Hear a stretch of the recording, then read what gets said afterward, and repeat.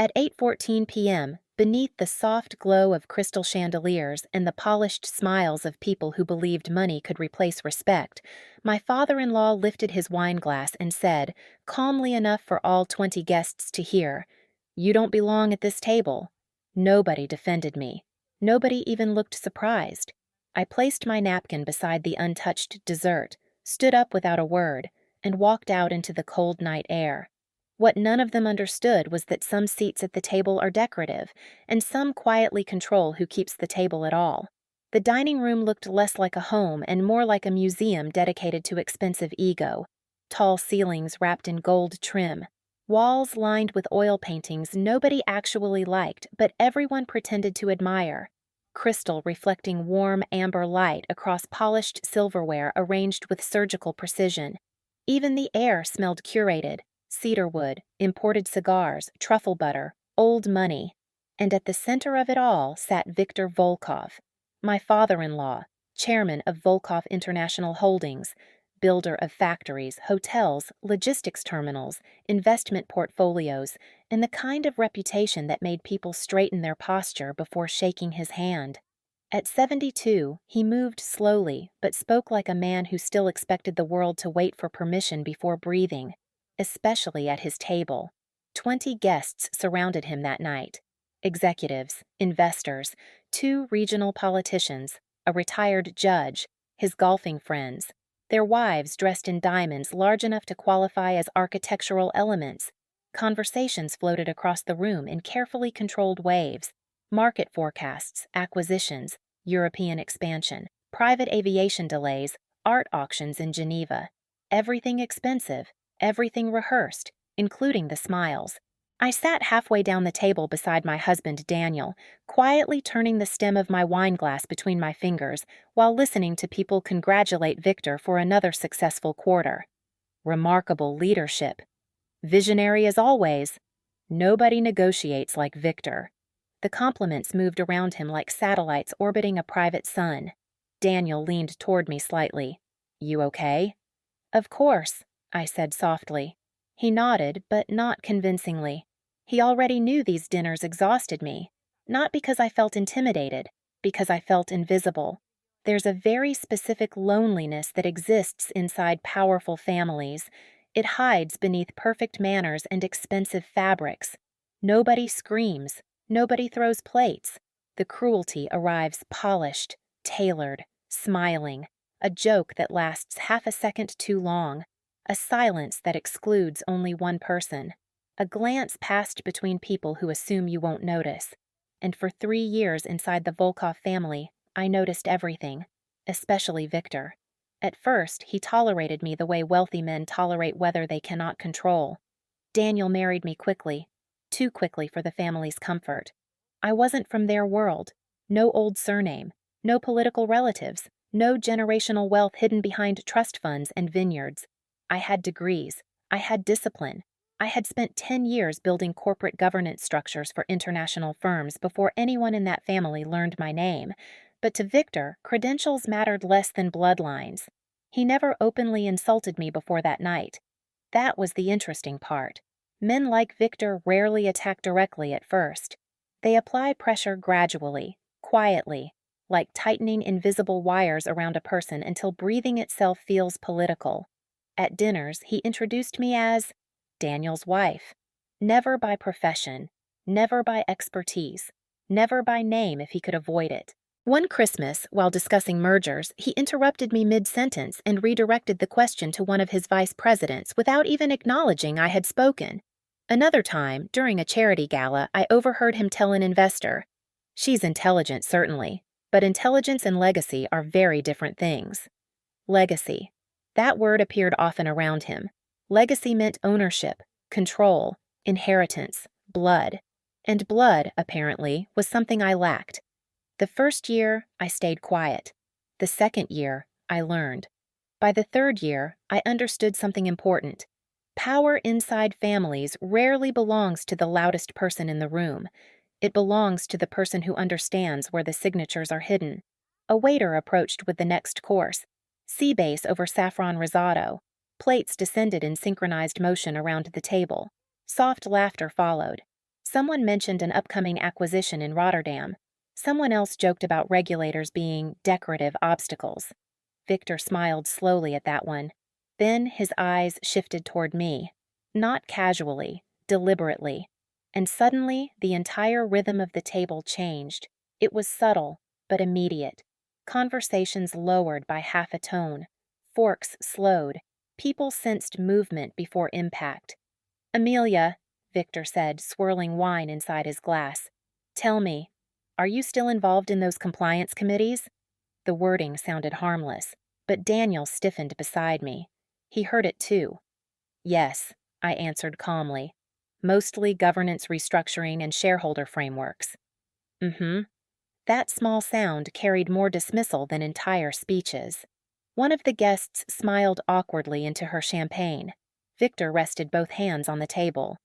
"You know," he said, almost conversationally, "modern corporations have become obsessed with governance." A few polite chuckles. Policies, procedures, voting structures, risk reviews. He waved his hand lightly. "Paperwork pretending to be leadership." Several executives nodded immediately. Of course they did. Nobody contradicted Victor in his own home. I took a sip of water. "And yet," I said carefully, "most corporate collapses begin precisely where governance is ignored." A small silence followed. Tiny, sharp, interesting. Across the table, one investor suddenly became fascinated by his napkin. Daniel shifted again beside me. But Victor only smiled. Not warmly. The kind of smile Winter would wear if it owned a banking license. "Perhaps," he said, "but governance should support authority, not dilute it." There it was, not a discussion, a philosophy, and everyone at that table knew it, especially the board members present, especially the legal counsel sitting near the far end, who suddenly avoided eye contact altogether, because Volkov International had not been entirely stable lately. Publicly, strong; privately, complicated. 3 subsidiaries underperforming, a delayed infrastructure deal in Prague, tension among minority shareholders, questions about succession, questions Victor hated more than taxes. Daniel's older brother Stefan believed he would eventually take control of the company. Victor encouraged that belief publicly while quietly distrusting almost everyone privately, including his own children, especially when money was involved. I learned months earlier that several internal voting structures had been quietly amended after an emergency board review. Most people ignored such things. I didn't, because governance documents are like pressure cracks beneath ice, invisible, until someone heavy steps in the wrong direction. The conversation drifted elsewhere for a few minutes, but the temperature never fully recovered. Then dessert arrived. Dark chocolate mousse with gold flakes, because apparently normal desserts were too emotionally accessible for billionaires. The retired judge beside Victor laughed loudly at some story involving Monaco. Someone toasted to family continuity, and that was the exact moment Victor decided to do it.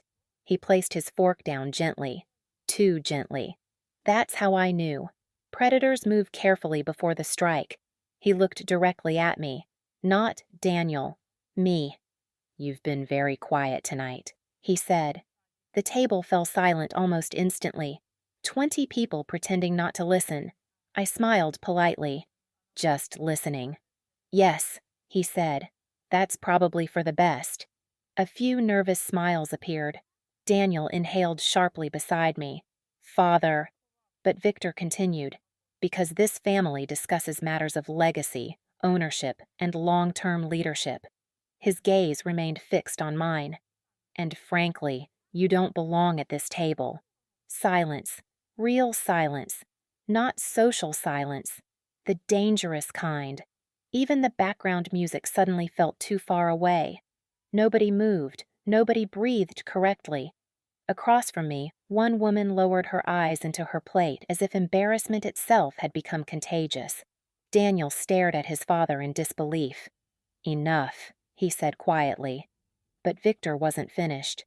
"You married into this family," he continued calmly. "That does not make you part of its foundation." Every word landed with terrifying precision. Tailored humiliation, public, measured, intentional. And somehow that made it colder than shouting ever could. For one strange second, I noticed absurd details: the condensation sliding down my water glass, a candle flickering near the center arrangement, the faint ticking of a clock somewhere behind me. Moments like that stretch strangely. Reality slows down as if the room itself wants to witness what happens next. Victor leaned back slightly, satisfied, certain. He expected anger, or tears, or retreat. Instead, I folded my napkin carefully beside the dessert plate. Smoothly, calmly. The movement itself made several people visibly uncomfortable. Then I stood. No dramatic speech, no trembling voice, no scene. Just silence. Because silence, when used correctly, can sound very expensive. Daniel rose halfway from his chair. "Amelia." "I'm fine," I said softly. And I was. That was the part nobody understood yet. I picked up my coat slowly while 20 guests watched the social equivalent of a controlled explosion happening in real time. Victor never looked away. Still confident, still convinced this was dominance. Before leaving, I turned slightly toward him. "You're right," I said quietly. The room froze harder. His expression shifted almost imperceptibly. Not enough to alarm anyone else, enough for me. "Excuse me?" he asked. I gave the smallest smile. "The wrong people are sitting at this table." Then I walked out. No slammed doors, no tears. Only heels against marble flooring fading into the distance. Behind me, the dining room remained completely silent. And somewhere near the end of the table, legal counsel finally stopped eating. Because some people in that room suddenly remembered something Victor had forgotten. Voting rights don't care about ego, and signatures remain valid long after dinner ends. The rain had started by the time I reached the parking terrace. Not dramatic rain, not cinematic lightning or thunder, just cold, steady droplets sliding across black marble and tinted glass like the city itself was quietly erasing fingerprints from the evening. I stood beneath the overhang for a moment, fastening my coat slowly while the elevator doors closed somewhere behind me upstairs. The dinner was continuing, or at least pretending to. That's the thing about wealthy families. They treat humiliation like spilled wine. Clean the surface quickly enough, and everyone agrees not to mention the stain again. But stains inside corporate dynasties rarely disappear. They spread through signatures, through whispered phone calls after midnight, through lawyers who suddenly stop sleeping well. My phone vibrated. Daniel. I watched the screen for 3 seconds before answering. "Amelia, I'm driving. Please don't do this." Interesting phrase. Not, "Are you okay?" Not, "I'm sorry." Not even, "He crossed the line." Just, "Please don't do this." As if the dangerous part of the evening had started only after I stood up. "I didn't do anything," I said calmly. "You know what I mean." I looked out toward the rain-covered skyline of downtown Warsaw. Glass towers glowed through the mist like expensive lies. "No," I answered softly. "I know exactly what your father did." Silence. I heard voices behind him, muffled, tense. Probably damage control already beginning upstairs. Probably Stefan speaking too loudly. Probably Victor pretending complete indifference while monitoring every reaction in the room. Daniel exhaled heavily. He was angry. At me? No, at the board situation. There it was. Finally. The real subject. Not family, not emotions, not dinner. Governance. The one topic wealthy men dismiss publicly and fear privately. I pressed the elevator button for the underground garage.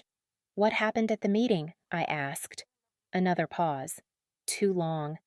"Daniel." "The minority shareholders are pushing for a review." "Of what?" "You know what?" Yes, I did. 3 weeks earlier, Volkov Infrastructure Group had attempted to fast-track an acquisition through an accelerated approval structure. Technically legal, operationally reckless. The internal vote passed narrowly. Too narrowly. And several people on the board became nervous afterward, especially once external auditors requested additional documentation. At the time, Victor brushed it aside publicly. But nervous executives create paper trails. and paper trails eventually arrive on lawyers' desks. "What did counsel say?" I asked quietly. "They said certain voting procedures may need reevaluation." "May?" Daniel didn't answer. Because we both understood corporate language, "may need reevaluation" usually means someone found something dangerous. The elevator doors opened. I stepped inside alone. Steel walls, cold lighting, my reflection staring back at me with impossible calm. "You should come home," Daniel said carefully. Home. Another interesting word. Volkov properties never truly felt like homes. They felt staged, like every room existed primarily to impress people who already owned too much. "I'll think about it." "Amelia," his voice lowered. He didn't mean it. I actually smiled at that. Not because it was funny, because it was pathetic. Powerful families often confuse intention with consequence. They believe cruelty becomes harmless if delivered elegantly enough. "He absolutely meant it," I said. The elevator descended. Floor numbers glowed downward one by one. "And the worst part?" I continued softly. "He thinks tonight strengthened his position." Daniel said nothing, because somewhere deep down he feared the opposite. The garage doors opened. Rows of black luxury vehicles waited beneath fluorescent lighting like obedient armored animals. I walked toward my car slowly. Then Daniel asked the question he should have asked first. "What are you going to do?" I stopped walking. Rainwater tapped faintly against concrete ramps nearby. For several seconds, I simply listened to the silence between us. Then I answered truthfully, "I haven't decided yet." But that wasn't entirely true, because some decisions begin long before people notice them. Months earlier, I started reviewing Volkov International's governance structure out of pure professional curiosity. At least that's what I told myself. In reality, instinct had already noticed instability beneath the surface. The company operated through layered holding entities across multiple jurisdictions: Cyprus, Luxembourg, Netherlands, Poland. Complex enough to discourage casual scrutiny. But complexity creates blind spots, and blind spots create leverage, especially when aging founders refuse to modernize internal control structures because they believe authority itself is enough. It never is. 2 years ago, during a restructuring tied to tax optimization and succession planning, several emergency shareholder amendments had been executed rapidly to stabilize voting alignment during an acquisition window. Most executives signed without fully reading them. Classic mistake. Victor delegated portions of the review process because he considered the restructuring technical paperwork. Another classic mistake. At the time, Daniel asked me to help interpret several governance clauses informally because internal counsel was overwhelmed. I reviewed everything, carefully. And buried deep inside the amended voting framework sat one extraordinary detail tied to contingent proxy allocation rights under temporary consolidation conditions. Fergertine, the clause nobody discussed afterward, because almost nobody understood its implications. Until tonight. I unlocked the car remotely. Soft lights flashed across wet concrete. "Amelia," Daniel said again, voice tightening now. "Please tell me you're not thinking about escalating this." Escalating. Another fascinating word. As though consequences appear magically from nowhere instead of being invited carefully through arrogance. "I didn't create the structure," I replied. "Your father approved it." "You know he never expected." "Exactly." That silence lasted longer. Somewhere nearby, an engine started. The garage smelled faintly of rain, gasoline, and cold metal. Daniel lowered his voice further. "Stefan thinks council may freeze tomorrow's authorization vote." There it was, the real panic. Not family embarrassment, control. Tomorrow morning, the board intended to finalize operational authority over a major infrastructure expansion involving several billion euros in financing exposure. If the vote became legally unstable, everything could stall. Banks, partners, approvals, timelines. Markets hate uncertainty almost as much as billionaires do. And suddenly, Victor's little dinner performance looked far less strategic. I opened the driver's door. "Good night, Daniel." "Amelia, wait." But I ended the call. For a few seconds, I simply sat there listening to rain hit the windshield. The city lights blurred through water like fractured constellations. Then another notification appeared. Unknown number. Not entirely unknown, actually. Corporate counsel. Interesting, I answered. This is Amelia. A measured male voice responded immediately. Mrs. Volkov, sorry for the late hour. No problem. A pause followed. Careful, professional, cautious. The kind lawyers use when standing near something explosive. I believe, he said slowly, there may be governance matters requiring clarification before tomorrow morning's session. Of course there were. I leaned back against the leather seat. And why exactly are you calling me? Another pause. Longer this time, because he already knew the answer sounded dangerous aloud. Because, he admitted carefully, your advisory annotations appear attached to the original Paragraph 9 restructuring review. Rain slid across the windshield in silver streaks. Far above the garage, somewhere inside a glowing penthouse dining room, Viktor Volkov was probably still drinking wine beneath crystal chandeliers, believing authority belonged to whoever spoke loudest. Meanwhile, corporate counsel was calling the woman he publicly humiliated less than an hour earlier. That irony alone almost deserved applause. What exactly concerns you? I asked. Paper shuffled faintly on his side of the line. Then came the sentence that changed the temperature of the entire night. The provisional consolidation mechanism may have transferred controlling voting alignment under spousal continuity provisions during the emergency restructuring period. Silence. Even hearing it aloud sounded surreal, not because it was inaccurate, because nobody expected the clause to survive activation conditions this long. Have you informed Victor? I asked quietly. The lawyer inhaled once. No. Smart man. And Stefan? No. Why not? Another pause. Then finally, because before midnight this looked theoretical. I looked through the rain toward the sleeping financial district. Glass towers, corporate empires, billions balanced on signatures written by exhausted executives who assumed technical language didn't matter. And somewhere inside all that machinery sat one overlooked governance clause quietly waiting like a loaded weapon nobody remembered leaving on the table. The lawyer spoke again. We need to review the original restructuring authority chain before the board convenes. I closed my eyes briefly, not from stress, from clarity. Because now I understood something Victor still didn't. Tonight wasn't about humiliation anymore. It was about legitimacy. And legitimacy, unlike pride, can be audited. I'll be there at 7, I said calmly. When the call ended, I remained motionless for several seconds. Then slowly, I smiled. Not out of revenge. Revenge is emotional. This was structural. And structures collapse differently, especially when the wrong person is asked to leave the table. By morning, half the executives in Volkov International would be rereading documents they should have respected the first time, and somewhere around sunrise, one sentence would begin quietly spreading through legal departments, board members, and private investor calls like smoke under a locked door. The decision may be invalid.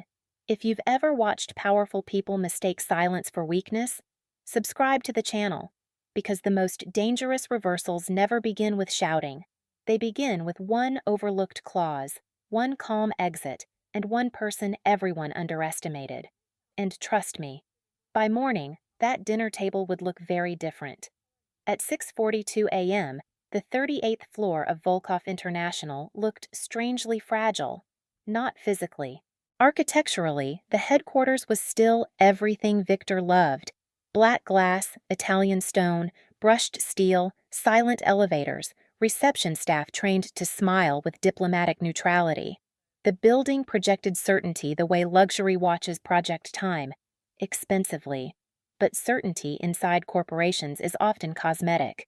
And by sunrise, the illusion had already started cracking beneath the surface. I stepped out of the elevator carrying nothing except a leather folder and a cup of untouched coffee. Conversations stopped almost immediately near the executive corridor, not dramatically, quietly. The kind of silence employees create when they realize the rumors are probably true. 2 assistants near reception lowered their voices mid-sentence. A compliance officer pretended to check emails while very obviously watching me pass. And farther down the hallway, outside conference room A, 3 board members stood together speaking in clipped whispers that dissolved the second they noticed me approaching. Interesting. News had traveled faster than expected. Or perhaps fear always does. "Mrs. Volkov," one of them said carefully. "Good morning?" Nobody smiled fully, because nobody yet understood whether I was arriving as family or as a problem. Inside the conference room, the atmosphere felt colder than the weather outside. Screens glowed across dark walls displaying financial projections, voting schedules, acquisition timelines, authorization matrices. The entire machinery of modern corporate power laid out in elegant slides and billion-dollar assumptions. At the far end of the room sat external counsel, 3 lawyers, 2 compliance specialists. Stacks of printed governance documents spread across the table like surgical instruments prepared for a difficult operation. And directly in the center, Figure 9. Highlighted, flagged, reprinted multiple times. A clause nobody cared about until it became expensive. The lead attorney, Martin Keller, stood as I entered. His tie was slightly crooked. That alone told me how bad the night had been. "Thank you for coming," he said. "You sounded concerned." Several people exchanged nervous glances. Martin gestured toward the documents. "We initiated an emergency review at approximately 1:20 a.m. And?" He hesitated. Lawyers only hesitate when every available answer creates danger for someone wealthy. The restructuring chain from the 2024 consolidation period may have triggered residual voting reassignment provisions under marital continuity safeguards. Around the table, nobody moved. But I noticed several executives stop pretending to read. Good. Let them listen carefully now. Because governance language sounds boring, right, until it starts rearranging ownership. I placed my folder on the table and opened the original restructuring binder slowly. There it was. The exact language I remembered. Dense. Technical. Ignored by almost everyone at the time. Victor signed it in under 4 minutes during an emergency authorization session 18 months earlier. I remember because he joked afterward, "Lawyers always write novels nobody reads." Now those novels were threatening operational control over a multinational corporation. Poetic, honestly. Martin adjusted his glasses. "The issue concerns temporary voting consolidation during the Rotterdam acquisition stabilization period." "Yes," I said calmly. "Specifically contingent continuity authority." A younger attorney near him looked surprised I answered that quickly. Of course I did. I practically memorized the structure back then because something about it bothered me immediately. Most executives read governance documents looking for approval authority. I read them looking for failure conditions. Very different mindset. One survives crises, the other creates them. Martin nodded carefully. "Under emergency alignment conditions," he continued, "certain dormant voting rights were transferred through proxy continuity structures tied to spousal legal participation." A board member near the window frowned. "In English, please." Nobody laughed, because nobody was relaxed enough anymore. Martin inhaled once, then finally said it clearly. "If the clause remains active, Mrs. Volkov may currently control 51% of the temporary voting alignment attached to today's authorization vote." Silence. Absolute silence. Outside the glass walls, Warsaw traffic moved beneath gray morning skies, completely unaware that several billion euros in corporate authority had just entered legal freefall. One executive actually removed his glasses slowly, like his vision itself had become unreliable. Another whispered, "That's impossible." No, it wasn't impossible, just neglected. And neglected things become dangerous when arrogant people stop paying attention. The door opened suddenly. Victor entered.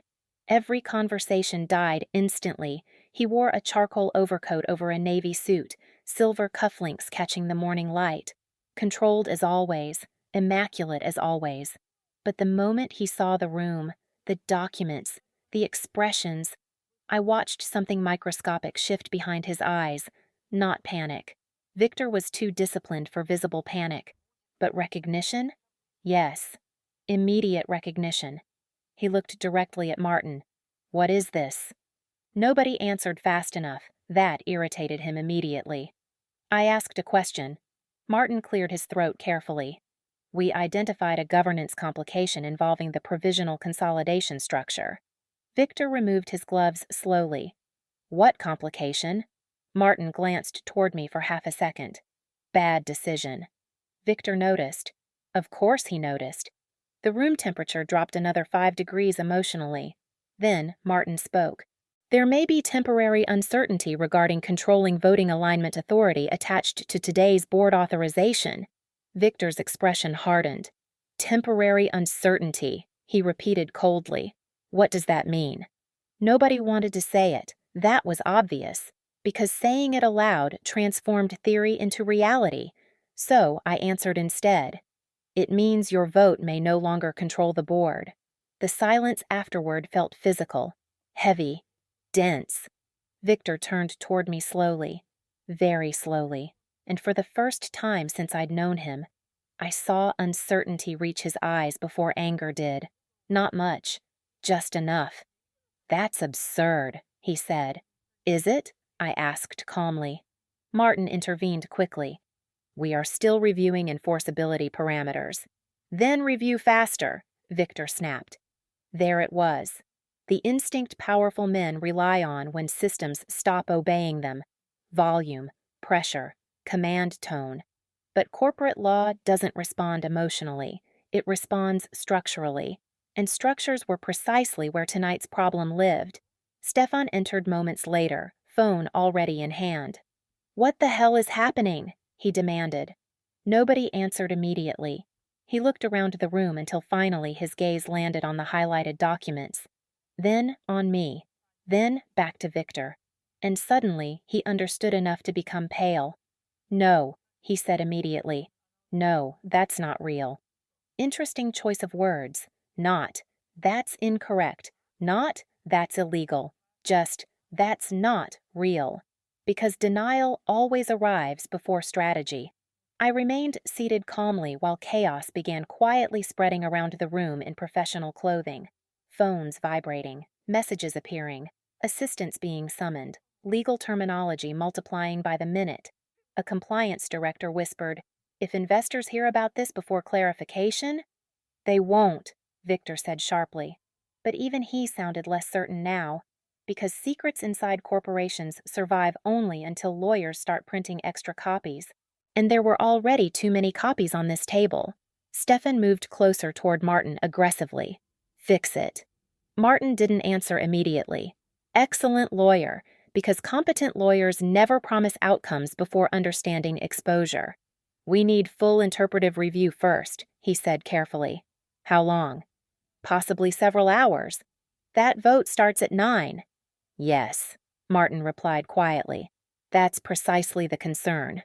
Across the room, someone muttered a curse under their breath.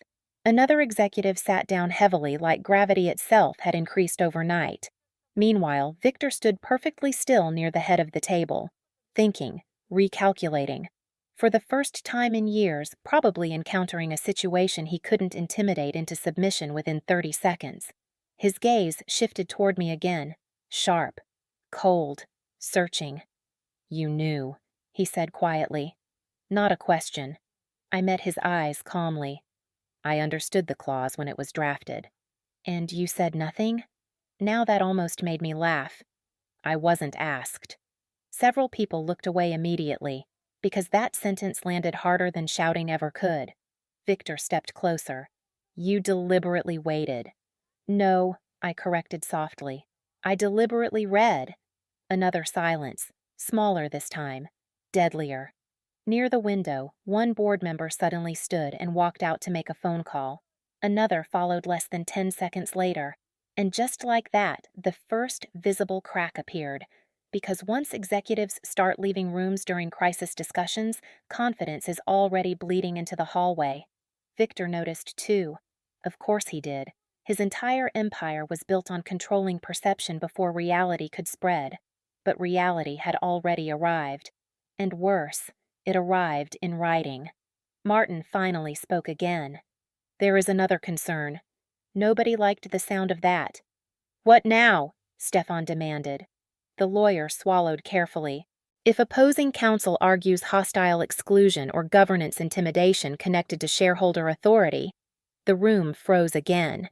Even Victor stopped moving, because now the problem was evolving beyond technicality. Dinner last night, public humiliation, witnesses, 20 guests, potential governance implications. Suddenly, one arrogant sentence at a dining table looked catastrophically expensive. Stefan looked horrified. "You're saying this dinner matters?" Martin answered carefully. "I'm saying timing matters." Victor's jaw tightened slightly. Not visibly enough for most people. Enough for me. Because he finally understood the real danger. Not me. Documentation, witnesses, sequence, pattern. The architecture of accountability assembling itself piece by piece around him. And somewhere beneath all the legal panic, all the shifting alliances, all the whispered phone calls and emergency reviews, one truth quietly settled over the entire room. Last night, Viktor Volkov thought he was removing someone from the table. This morning, the table itself was asking whether he still belonged at the head of it. By 8:11 a.m., the crisis had escaped the conference room. That was the exact moment Viktor lost control of the narrative. Not officially. Officially, everything still looked stable. Receptionists continued smiling downstairs. Assistants continued carrying tablets through polished corridors. Market screens still displayed green indicators beside Volkov International Holdings. But inside the executive floor, panic had begun traveling through the building the way electricity travels through damaged wiring. Invisible at first, then suddenly everywhere at once. Doors closed faster, voices lowered. People stopped putting sensitive conversations in writing, which, ironically, always means the situation is already worse than anyone admits. I stood near the floor-to-ceiling windows overlooking Warsaw while Martin Keller briefed external auditors through a secure conference call. Behind me, tension thickened by the minute. One legal team reviewed proxy activation timelines. Another re-examined restructuring signatures. 3 executives argued quietly over whether delaying the authorization vote would trigger financing penalties with European lenders. And across the room sat Viktor Volkov in complete silence. That was new. Normally, he dominated rooms through momentum alone. Instructions, interruptions, decisions delivered before anyone else finished speaking. Now, stillness, not weakness, calculation. A dangerous man realizing the battlefield had changed shape beneath him. Stefan paced like a trapped animal near the digital presentation wall. "This is insane," he muttered for the 6th time in 20 minutes. One technical clause cannot suddenly override operational authority. Martin didn't even look up from the documents. Legally, it can. But nobody intended this. The lawyer finally raised his eyes. Intent and enforceability are not synonymous. Beautiful sentence. Stefan hated it immediately. He turned toward me sharply. "You could stop this." Interesting. Not, "Can you explain this?" Not, "Can we resolve this?" Straight to pressure, straight to blame. Classic succession heir behavior. I remained calm. "I haven't started anything." "That's not true, and you know it." "No," I said quietly. "What you're experiencing right now is what happens when governance documents are treated like decoration." That landed harder than I expected. 2 board members exchanged uncomfortable glances instantly. Because they remembered. Everyone remembered. 18 months ago during restructuring, nobody wanted long legal reviews delaying the Rotterdam expansion. Victor pushed the board aggressively for accelerated approval, faster execution, less procedural friction, temporary proxy alignment, emergency voting consolidation. At the time, the room celebrated efficiency. Now, the same shortcuts sat on the table like unexploded mines. Funny how speed becomes recklessness in retrospect. The conference room doors opened again. This time, it was Sophia Laurent from Blackridge Capital, one of the firm's largest institutional investors. That changed the atmosphere immediately. Investors rarely arrive personally during ordinary mornings, and when they do, everyone starts checking exits mentally.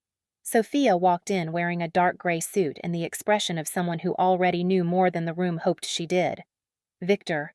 Her tone remained professional, careful, but not warm. He stood to greet her. "Sophia." No kiss on the cheek, no social pleasantries, no performance. Interesting. She placed a folder on the table. We received concerning calls from 2 lenders regarding potential authorization instability. Stefan muttered something under his breath. Sophia ignored him completely. Smart woman. Her eyes moved briefly toward me, then toward the highlighted Pier 9 documents, then back to Victor. How serious is this? Nobody answered immediately, because nobody wanted ownership of the first honest sentence. Martin finally spoke. We are still assessing enforceability exposure. Translation, potentially catastrophic. Sophia understood immediately. Of course she did. Institutional investors survive by recognizing panic before executives admit it exists. And today's vote? She asked. Martin hesitated again. Victor answered before he could. The vote proceeds. Martin turned slightly toward him. That may not be advisable. The room tightened instantly. Contradiction. Public contradiction. Against Victor. Rare enough to feel historic. Victor's eyes hardened. Your external counsel, Martin. Advise. Don't dramatize. Martin held his ground carefully. I am advising. That silence afterward felt dangerous. Not loud dangerous. Financial dangerous. The kind that precedes resignations, investigations, and emergency board sessions scheduled at 2 a.m. Sophia slowly removed her gloves. Let me ask directly, she said. Could this invalidate the authorization structure? Martin answered carefully. Yes. One word. Clean, cold, terminal. Across the room, Stefan looked like someone physically hit him, because now the situation had crossed into investor language. And investors don't care about family pride. They care about stability, predictability, risk exposure. The exact 3 things currently collapsing in real time. My phone vibrated quietly against the table. Unknown number. Then another. And another. Law firms, board members. Financial journalists already sniffing smoke somewhere outside the building. Fast. Very fast. Which meant leaks had already started. Victor noticed the incoming calls, too. I watched him realize something brutal in that exact moment. Control over rooms means nothing once information escapes into networks, and networks were already moving. Stefan approached me again, lowering his voice this time. What do you want? There it was. Finally. Not denial anymore. Negotiation. I looked at him calmly. You still think this is about revenge. Then what is it about? I glanced around the room slowly, at the exhausted lawyers, at the frightened executives, at the investors recalculating exposure in silence. At Victor standing beside the head chair he suddenly looked less attached to. Then I answered honestly. Systems. Stefan frowned. I continued softly. Your family built an empire where authority replaced process for too long. Everyone adapted around Victor instead of around structure. Eventually that becomes unstable. That's corporate theory. No, I corrected. That's gravity. Another silence. Somewhere outside the conference room, footsteps moved quickly through the hallway. Phones rang nonstop now. The building itself felt nervous. Sophia turned toward me suddenly. You reviewed the original restructuring documents personally? Yes. And you noticed the clause immediately? Yes. Why didn't anyone else? That answer was simple. Because everyone else was busy admiring power instead of auditing it. Even Martin looked impressed by that one. Victor didn't. For the first time all morning, he stepped directly toward me. Not aggressively, carefully, which somehow felt more dangerous. You're enjoying this, he said quietly. I met his eyes. No. And that was true. This wasn't satisfaction. It was inevitability. Very different emotion. He studied me for several seconds. You think this makes you powerful? Interesting question, because powerful men often mistake power for dominance. I shook my head slowly. No, I think this makes your system accountable. Something flickered across his expression then. Not rage, recognition, tiny, sharp, uncomfortable. Because deep down, Victor probably understood something most billionaires spend entire lives avoiding. Empires don't collapse because enemies attack them. They collapse because arrogance convinces leaders they no longer need safeguards. A junior assistant suddenly entered the room looking visibly pale. "Mr. Volkov!" Everyone turned. "There's a problem." The poor woman instantly regretted using that phrasing. Victor's voice lowered dangerously. "What problem?" She swallowed hard. "3 board members are requesting postponement of the authorization vote pending governance clarification." Stefan exploded immediately. "What?" But the assistant wasn't finished. "And Blackridge Capital has requested emergency oversight review participation." Silence. Heavy silence. Sophia said nothing, which confirmed everything. Victor looked toward the windows for a long moment. The skyline reflected across the glass behind him, fractured by morning clouds. For the first time since entering the building, he suddenly looked older. Not physically, structurally. Like a man discovering the machine he built no longer moved automatically when he touched it. Then came the final blow. Martin's phone rang. He answered quietly, listened, stopped writing, and slowly lowered the phone away from his ear. Everyone watched him. "What now?" Stefan asked. Martin looked directly at Victor. "The banks have been informed there may be temporary uncertainty regarding signing authority." Nobody moved. Nobody spoke. Because every person in that room understood what those words actually meant.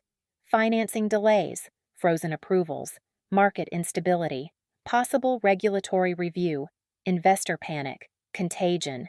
And contagion inside corporate finance spreads faster than fire in dry grass. Victor closed his eyes briefly. Only once. But it was enough. Because kings never close their eyes in front of subordinates unless exhaustion finally reaches the throne. When he looked at me again, the arrogance from dinner last night was gone. Not humility, not apology, something colder. Respect forced into existence by consequences. And that is always the most expensive kind. "You should have been at the table," he said quietly. The room froze. 24 hours earlier, those words would have sounded generous.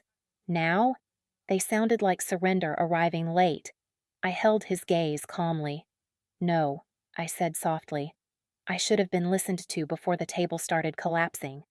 And somewhere deep inside Volkov International Holdings, people finally began understanding the difference.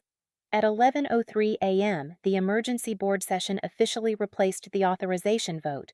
And with that single scheduling change, the market understood something was wrong. Not publicly, not yet. But markets are like predators in dark water. They sense blood long before anyone sees it. Inside Conference Hall C, 12 board members sat around a black glass table beneath recessed lighting that suddenly felt too bright for the mood in the room. No one touched the catered breakfast anymore. Coffee had gone cold, ties loosened. Phones vibrated nonstop across polished surfaces like nervous heart monitors. The energy had shifted completely. Hours earlier, executives still believed this situation could be managed. Now, people were thinking about liability, about emails, approvals, personal exposure, exit strategies. That's the moment corporations become truly dangerous, when survival replaces loyalty. I sat halfway down the table reviewing the finalized governance interpretation memo Martin's team had completed minutes earlier. 43 pages, dense, precise, devastating. The conclusion remained cautious legally, but the implications were brutal. The emergency restructuring framework executed during the Rotterdam stabilization period had indeed activated contingent proxy alignment provisions under Pirgrenide, temporarily, conditionally, but validly, which meant today's authorization vote could not proceed safely without resolving controlling authority exposure first. And since my advisory annotations appeared throughout the original governance review chain, the legal argument connecting me to temporary controlling alignment became very difficult to dismiss cleanly, especially after last night's dinner, especially with witnesses, especially with external investors already nervous. Martin placed the final printed copies around the table. Nobody looked happy receiving them. One board member actually removed his reading glasses halfway through page 2 and whispered, "My God."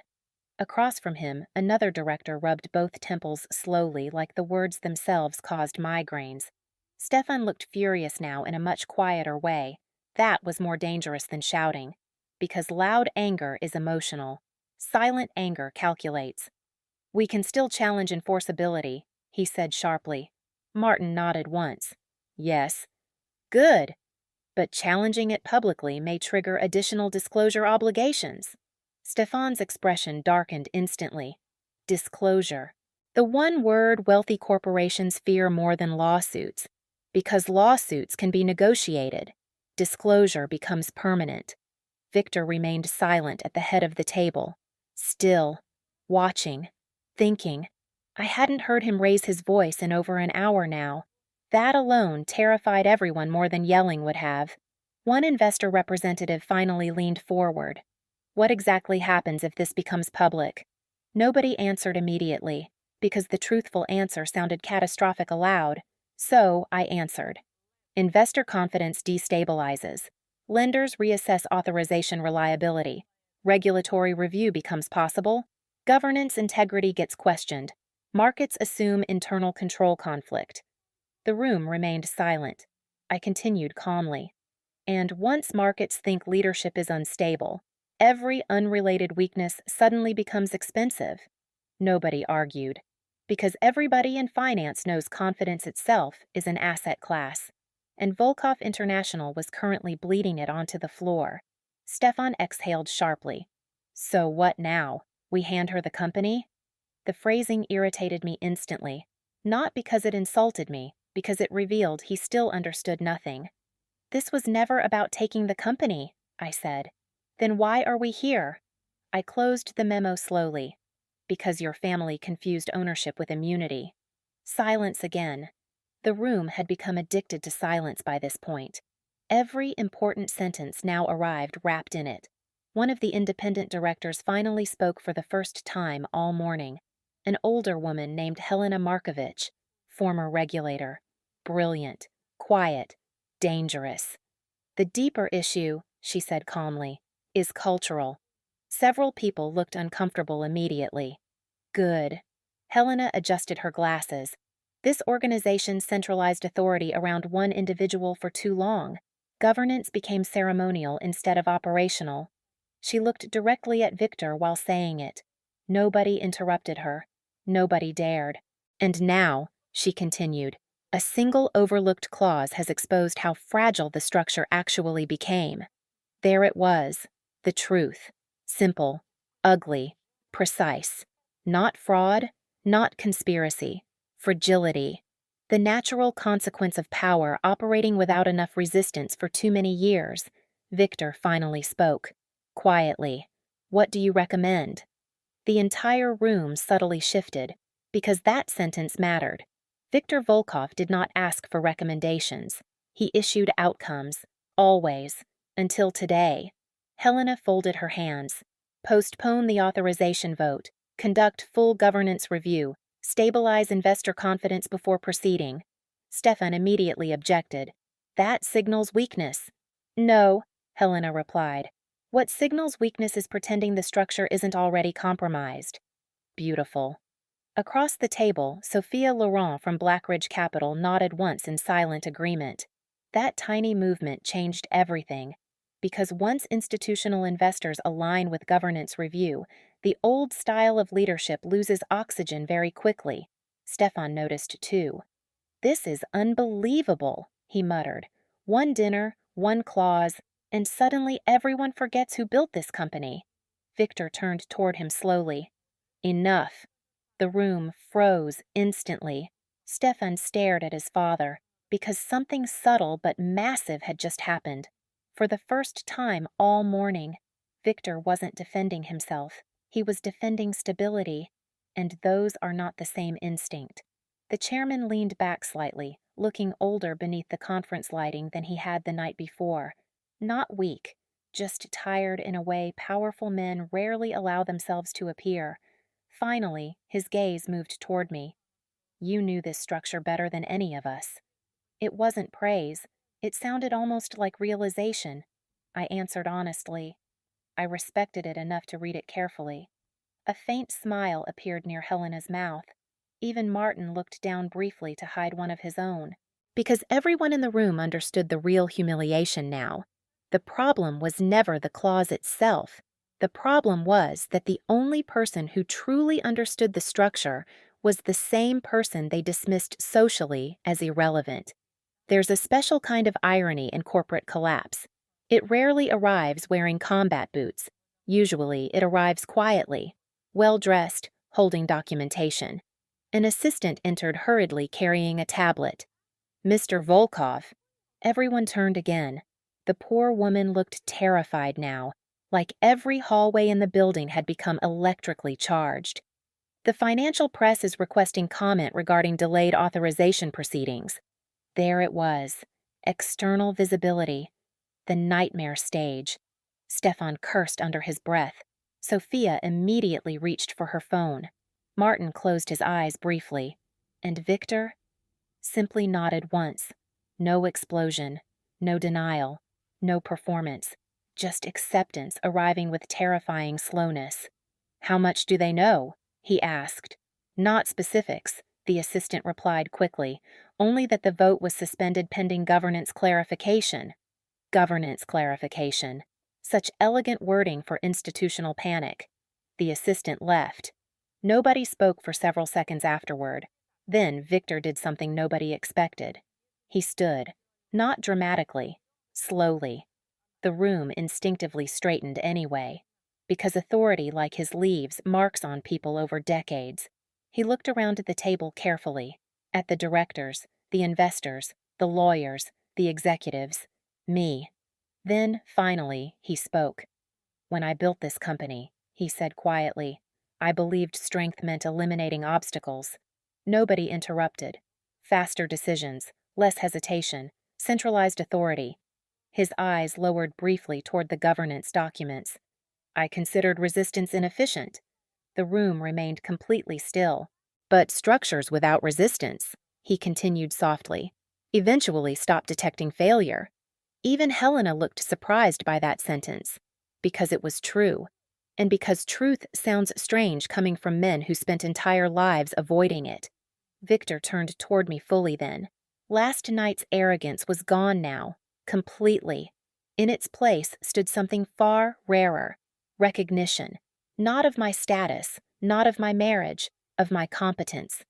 "You were never the problem," he said. No one moved. No one even breathed correctly, because everyone understood how expensive those 7 words had become. I held his gaze calmly across the black glass table. Outside the tower windows, Warsaw traffic continued moving through gray afternoon light.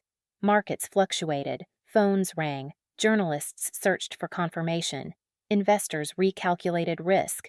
The empire still stood, but differently now, less certain, more honest. And somewhere deep inside Volkov International, executives were already rewriting internal procedures that should have existed years earlier, all because one man publicly underestimated the only person in the room who fully understood the architecture beneath his throne. Victor slowly pulled out the chair beside him at the head section of the table, not as a gesture of charity, not as performance, as acknowledgement.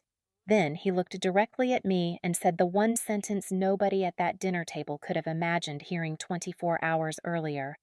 "Please, sit." Silence. Real silence.